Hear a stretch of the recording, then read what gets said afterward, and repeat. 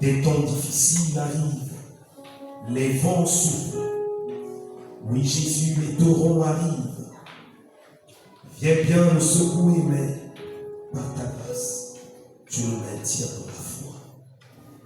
Les moments même de faiblesse de la chair arrivent, mais tu nous donnes de triompher et de demeurer dans la foi. Seigneur, merci. Que ton nom soit glorifié pour ce soir. Nous sommes encore là pour continuer cette marche, t'écouter et continuer au roi de gloire à espérer en toi. Car l'espérance que nous avons en toi est une espérance vivante. Merci Jésus pour ce que tu vas faire avec chacun de nous ce soir. Au nom de Jésus. Amen. Amen. Bien-aimés, je vais nous inviter à nous asseoir. Nous allons prendre le livre. Nous allons encore manger quelque chose dans la parole de Dieu.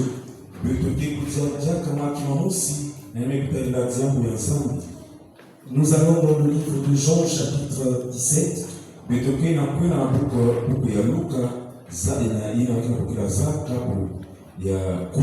Jean 17. Et nous allons lire principalement le verset 14. Jean 17, verset 14, il est écrit: je leur ai donné ta parole, et le monde les a détestés parce qu'ils ne sont pas du monde.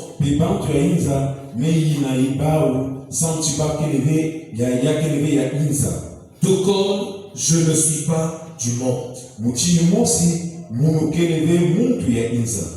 Alléluia.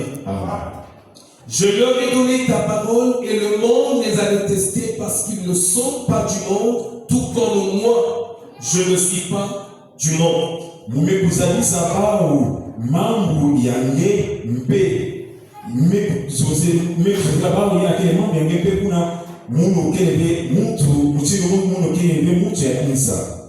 Alléluia. Amen. Ce soir, bien-aimés, nous allons nous poser une question. Que faisons du temps de la parole que Dieu nous a fait?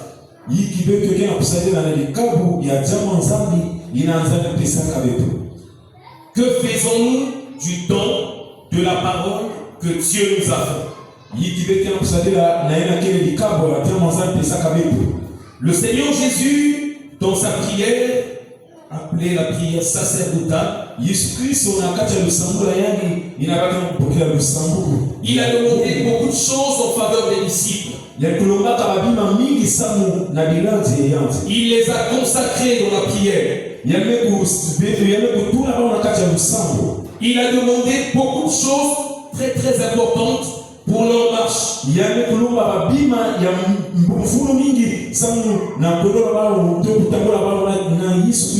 Et à ce verset 14,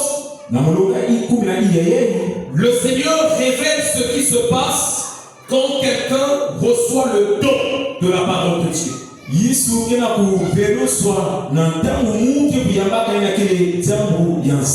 Et Jésus dit que je leur ai donné ta parole et le monde les a détestés.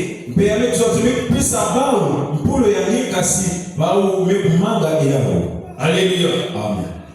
Les gens du monde ont détesté les disciples parce que Jésus leur a donné sa parole.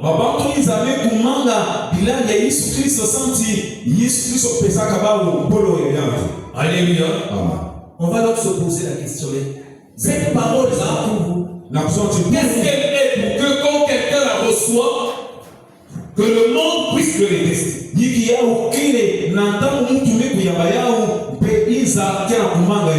Alléluia. Amen.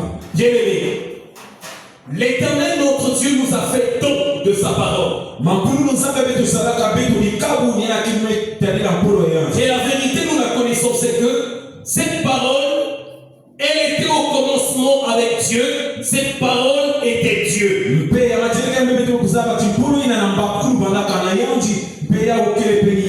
Nous pouvons comprendre que Jésus dit: je leur ai fait don Et le monde les a détestés.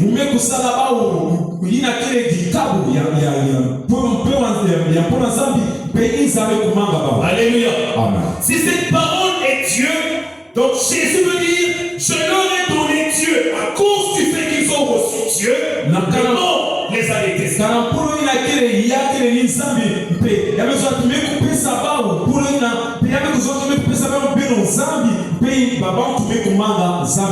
Alléluia. Mes frères et sœurs de la foi, nous avons reçu le don de Dieu. Et c'est pour cela que le monde nous déteste. Mais cette parole, elle implique quoi encore? La Bible nous dit que Dieu a créé toutes choses par la parole. Tout a été créé par la parole, pour la parole et dans la parole. Et je me suis dit d'accord. Quand Dieu nous fait don de cette parole, est-ce que nous comprenons que Dieu qui a créé toutes choses, qui a appelé à l'existence ce qui n'existe pas au travers de la parole, il nous a donné son instrument de création, son instrument de fabrication de tout ce qui existe. Il nous dit, vous aussi prenez ce don.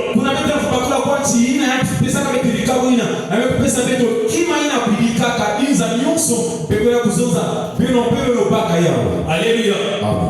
La parole que Dieu nous a donnée par Jésus son Fils, la Bible le dit clairement. Quand nous lisons Jean au chapitre 63 au verset 6, la Bible dit que la parole que je vous ai annoncée, elle est esprit et vie.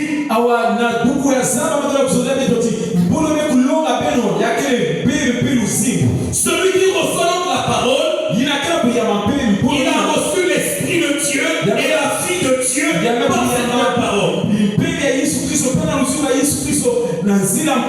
Je commence à comprendre pourquoi il est normal que le monde déteste les disciples qui ont reçu la parole.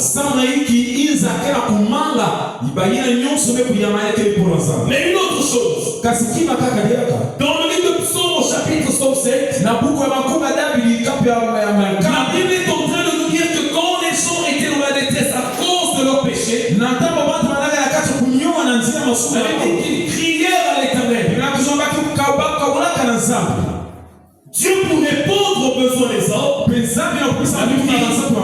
il envoya sa parole. Et qu'est-ce que cette parole a fait? Cette parole les guérit et les a délivrés de toutes leurs angoisses. Ça veut dire quoi aussi? C'est que quand nous avons la parole, par la grâce de Dieu, si nous sommes dans la détresse, si nous sommes dans l'angoisse, cette parole que Dieu nous a donnée a le pouvoir de nous délivrer. Alléluia. Frères et sœurs dans la foi, Jésus informe les disciples tout en parlant au Père que comme vous avez reçu ma parole, vous serez détestés. Autrement dit, vous êtes déjà détestés.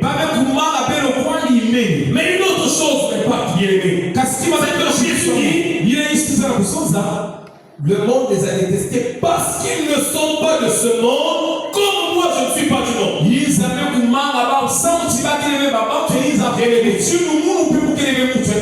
Qu'est-ce qui fait que toi et moi ne soyons plus des gens du monde?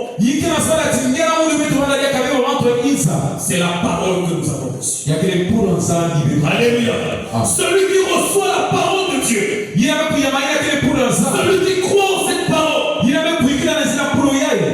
il n'est plus du monde. Et le monde le déteste. Alléluia.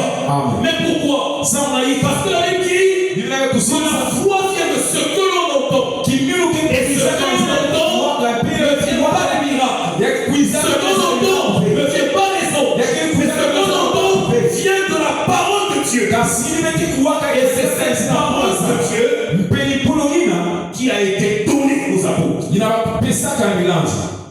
Alléluia. Amen. Et je me suis dit, attends, avoir la foi, mais les gens ont la foi dans ce monde. Jésus a dit ceci par le biais de Jean. La victoire qui a triomphé du monde, ce n'est pas notre argent, ce ne sont pas nos diplômes, ce ne sont pas nos biens de toutes sortes. La victoire qui a triomphé du monde, c'est notre foi. Alléluia. S'il dit que c'est notre foi, c'est parce qu'il sait que cette foi vient de la parole qu'on écoute. Et donc, quand le diable nous regarde, ceux-ci ont triomphé du monde. Mais grâce à quoi est-ce qu'ils ont triomphé du monde? Grâce à la parole. Celui qui porte la parole en lui, il est quelqu'un qui a triomphé du monde. Il a triomphé les liens de famille. Il a triomphé les blocages de toutes sortes. Il a triomphé des principautés. Pourquoi? Parce que toutes ces choses ont été créées par la parole. Et quand la parole est en toi, ces choses voient en toi le Créateur.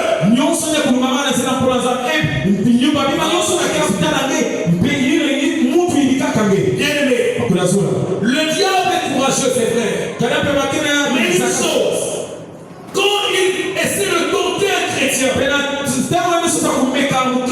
quand il écoute la parole, il se rappelle que c'est la parole qui m'a créé. Et en finalité, et une chose que la Bible précise, il est allé pour aller attendre une autre occasion. Il reviendra encore. C'est une chose. Chaque fois qu'il reviendra, donc il trouvera la parole, il fera toujours un retour. Parce que la parole, c'est elle qui l'a créé. Alléluia. Mais une autre chose que la Bible précise. Ça fait frères et sœurs dans la foi. Quand la Bible dit que l'homme ne vivra pas de pain seulement, mais de toute parole qui sort de la bouche de Dieu. Dieu parle en fait de la vraie vie. Parce que nous le savons ici, que notre vraie personne, elle est spirituelle. Alléluia. Quand Dieu nous a formé un corps, l'être ou encore l'homme Adam n'était pas encore un être vivant. Dieu lui a fabriqué comme une sorte d'enveloppe, une sorte de je peux dire, de lieu de résidence. Et il a soufflé de son souffle. Et l'homme est devenu un être vivant. Bien-aimé, la parole que nous avons reçue, la parole que nous avons écoutée, elle peut nous faire du bien quand nous l'utilisons bien, tout comme elle peut nous faire du mal quand nous l'utilisons mal. Alléluia. C'est une épée à double tranchant. Je vais vers l'objectif de cette exhortation. Et on va prier. Aujourd'hui, nous sommes à un culte d'évangélisation et de prière pour les malades.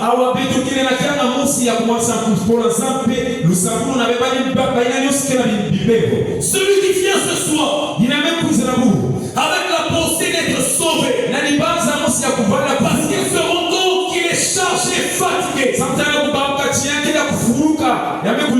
pour qu'il soit déchargé, il doit accepter la parole.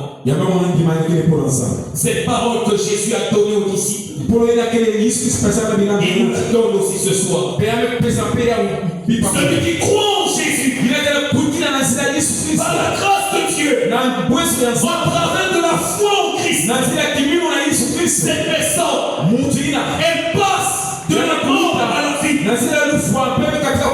Elle passe de la condamnation à la justification. Elle passe de la malédiction à la bénédiction. Mais en même temps, elle passe des ténèbres à la lumière. Elle passe de la domination de Satan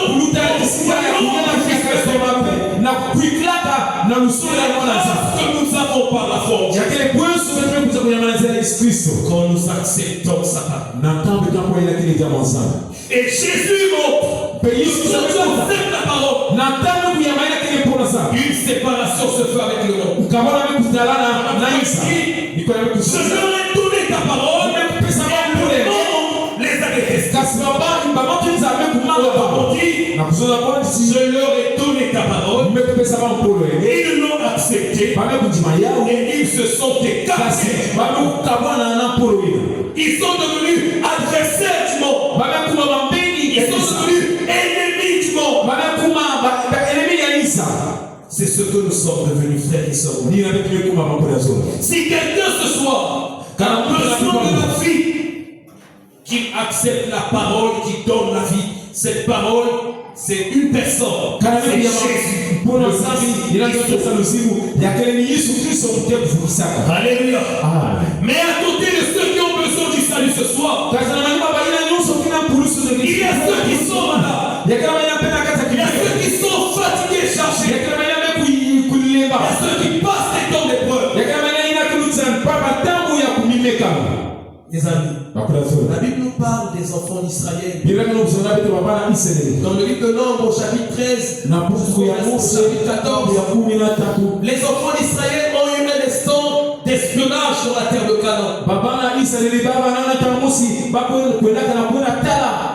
Quand les espions reviennent, 10 d'entre eux ont rendu compte. Ils ont donné une version des choses. Bien-aimés, ils ont dit que c'est vrai que le pays où nous sommes allés est un pays où coule le lait et le miel. C'est vrai qu'il coule du lait et du miel. Ils ont même sorti les fruits du pays. Mais ils ajoutent, les habitants du pays sont des géants. Ils sont forts. Malheureusement, il faut ajouter, à nos yeux et au leur, nous étions comme des sauterelles. Le langage qu'ils ont utilisé, c'était un mauvais langage. Ils avaient accepté la parole. Ils ont sorti l'Égypte. Mais en route, ils ont mal utilisé la parole. Et ils ont même parlé pour dire, Moïse nous a menés dans le désert ici pour voir ce que vous avez terminé. Nous sommes venus mourir dans le désert. Alléluia. Mes amis, s'il vous plaît au Christ, je nous en prie que Jésus nous accorde la grâce de faire attention quand nous parlons. Voici ce que la Bible dit dans Nombre 14, verset 28. Cette parole me fait peur. Cette parole me met mal à l'aise. Pourquoi? Parce que cette parole montre ce qui arrive quand celui qui a l'épée ne sait pas l'utiliser. Quand celui qui a reçu la parole ne sait pas l'utiliser. C'est ce que tu dis. Annonce-le. Aussi vrai que je suis vivant, déclare l'Éternel, je vous ferai exactement ce que je vous ai entendu dire. Verset 29. Vos cadavres tomberont dans ce désert. Qui avait dit que le cadavre tomberait dans le désert? Alléluia. Eux-mêmes avaient dit cela. Et Dieu leur dit, c'est ce qui va se faire. Comme vous avez parlé à mon oreille. Et il ajoute, vous tous dont on a fait le dénombrement, en vous comptant depuis l'âge de 20 ans, vous qui avez murmuré contre moi, vous n'entrerez pas dans le pays que j'avais juré de vous faire habiter. Aucun de vous n'y entrera, excepté Caleb, fils de Japhuné, et Josué, fils de Nun.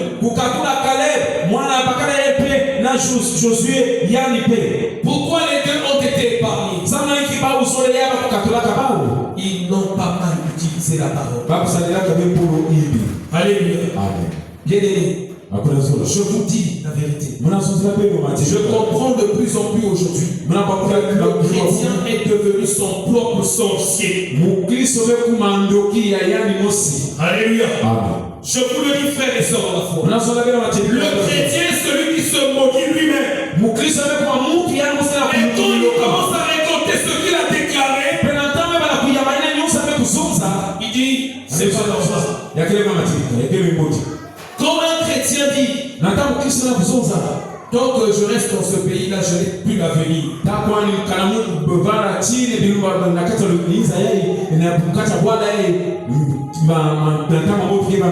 Alléluia. Qui lui a dit qu'il n'a plus l'avenir? Donc je reste dans ce pays. Quand un chrétien malade dit, cette maladie va certainement me tuer. Elle va certainement me tuer. Est-ce que Dieu a dit cela? C'est lui-même qui a parlé. Et quand le malheur s'intensifie, non, il faut prier pour moi. Alléluia. Bien-aimé dans la foi. Un jour, je ne sais pas, mais je dois le dire que c'était une attaque. Je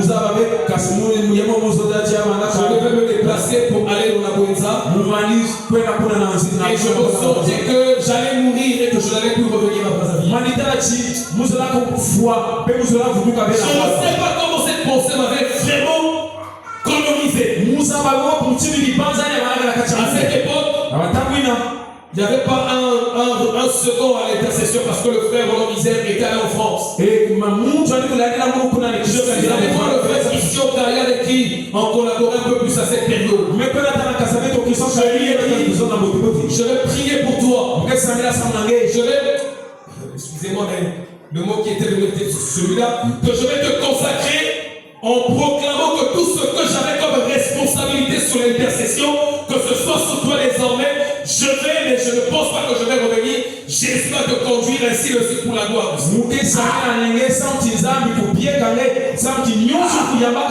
Qui a dit ça? C'est ce que j'avais dans ma tête. Le frère me dit, j'ai dit non, laisse-moi prier. J'ai prié pour le frère Christian. Lui me dit, c'est fait. Donc tu penses que tu as un homme, j'ai dit non. Moi je vais prier. J'ai prié. Bien-aimé. Vous savez, le fois quand tu pries là, tu n'es pas conscient de ce que tu dis. Je vous dis sincèrement la vérité. Quand je quitte Brazzaville, je suis dans un moyen de transport. Le chauffeur roulait à fil à lui. Comme il pensait que vient, tu commences à mourir. En plus, je ne sais pas mourir. Je me mets à prier maintenant. Je me suis mis à prier comme un homme. Après un moment, j'ai senti comme une paix. Donc quelqu'un me dit, rassure-toi, tu ne mourras pas.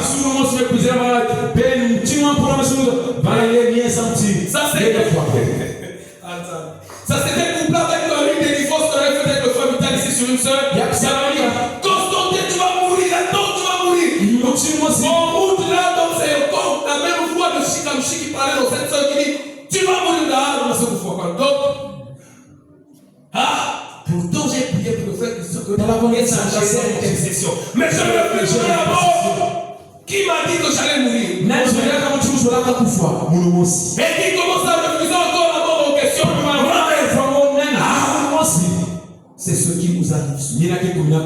Tu utilises mal ta propre parole. Et à la fin, tu te retrouves en difficulté. Faisons attention à notre parole. Les enfants d'Israël sont morts dans le désert. Comme ils avaient parlé à l'oreille de l'Éternel. Ce n'est pas Dieu qui avait dit ça. Eux-mêmes l'avaient dit. Et ils l'ont fait. Quand nous sommes dans les épreuves, faisons attention. Faisons recours à la parole. Je termine par ce verset. Le livre de Romains chapitre 15. Et quand ça ne va pas, prends la Bible. Médite la parole de Dieu. La Bible est mystique. Quand je dis mystique, je veux simplement dire la parole de Dieu, elle est incontournable, en même temps, on ne peut pas la comprendre. Elle est incompréhensible, elle n'est pas cernable. C'est Dieu lui-même. Dieu m'avait sauvé, je n'étais pas mort. Mais ça ne veut pas dire qu'il faut reprendre. Depuis là, je ne peux plus jouer à faire ça. Parce que je sais que ça peut aussi me conduire à la mort. Bien aimé, la Bible dit ceci. Romains 15, verset 4. La Bible dit ceci. Or, tout ce qui a été écrit d'avance l'a été pour notre instruction. Écoute bien, bien, afin que par la persévérance et le réconfort que donnent les Écritures, nous possédions l'espérance. Frères et sœurs dans la foi, quand arrivent les temps difficiles, si tu te plonges dans la parole de Dieu, la Bible dit que les Écritures nous donnent la persévérance et le réconfort. Alléluia. La persévérance, c'est-à-dire que tu as envie d'abandonner, mais la parole te donne la force de continuer.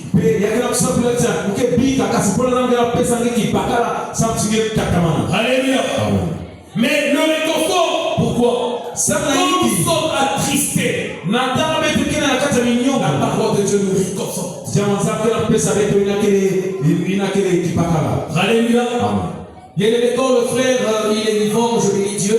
Quand il nous rappelait dimanche ici qu'il a fait 6 ans sans salaire et que pratiquement plus de 3 ans pendant que sa femme paye le loyer. Bien aimé, moi j'essaie juste de me représenter un peu. Parce que je n'ai pas connu cela. Mais j'ai essayé de me représenter cela. J'attends que les gens me inutile à la maison. C'est une impression bizarre. Pire encore, quand il ajoute que même une pièce de 100 francs, c'est à la femme de te donner ça. Où est-ce que tu vas avoir la force de persévérer? Comment avoir